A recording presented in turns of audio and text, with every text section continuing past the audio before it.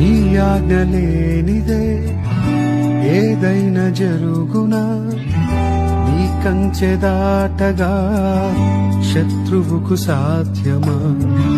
నీ ఆజ్ఞ లేనిదే ఏదైనా జరుగునా, నీ కంచె దాటగా శత్రువుకు సాధ్యమా?